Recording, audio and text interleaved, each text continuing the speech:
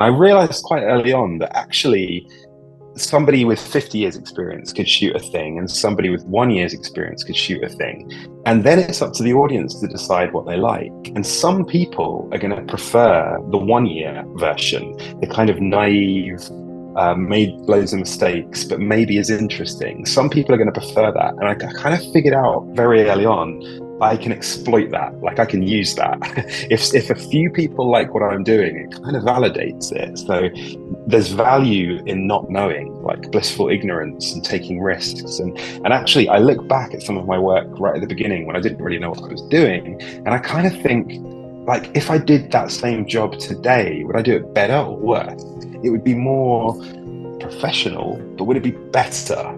It doesn't really work like that, right? So yeah, I don't know. I think that was a real like psychological breakthrough for me, that beauty's in the eye of the beholder, and as long as I sort of took risks and tried to be interesting, somebody out there would probably like what I was doing.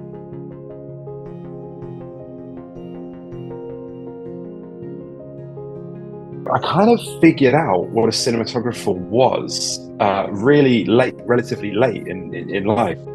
I went to university and I actually studied business studies. And I thought I was going to get into, I've always been a film and TV lover, and I thought I would get into sales or distribution or maybe producing. But the sort of art form of making films and TV wasn't really something I'd ever considered that I might be able to do.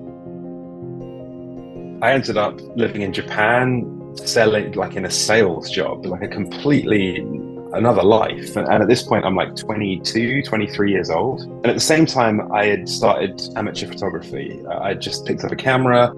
That camera happened to be a Canon 5D, and I was taking photos in Japan, in Tokyo. And then Canon released that video update for the Canon 5D, and suddenly I kind of could use all of the sort of still photography stuff I'd been learning and apply it to video work.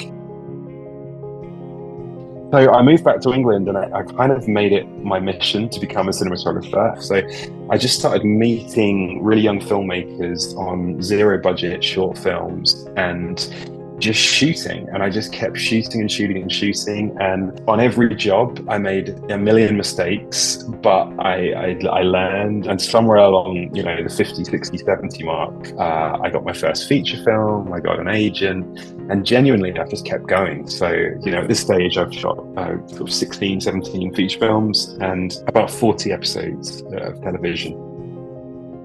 As you go on bigger and bigger projects and you get more and more crew, I remember for a little while being, thinking these people are going to think I'm an idiot. They're going to fire me out. They're going to think I'm a fraud because I don't know what I'm doing. But very quickly you realize, as a cinematographer at least, you're in charge and what you want is the thing you're going to do, and all these people are there to help you. So they're not trying to find you out, they're trying to contribute, they're trying to help. So the key for me is to let them help, is to just be open to ideas. So I'll quite often walk into a room and I'll think, well, okay, maybe I want to turn that off, or maybe I want to gel that, or maybe a light would be nice over here.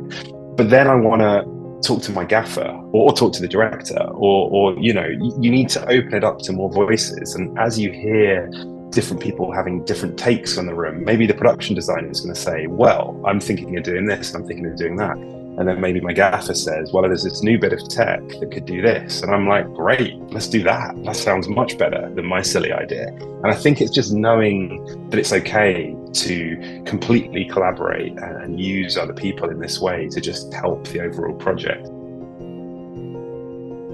And I think if you want to be a cinematographer, I think you really should be filming stuff, shooting stuff every single day, so that you just keep on trying and learning and experimenting, and it just keeps you sharp.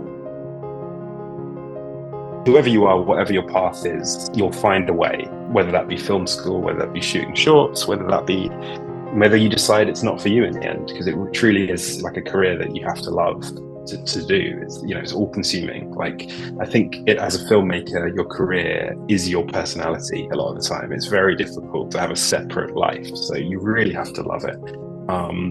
So yeah, love it, find your path and keep shooting.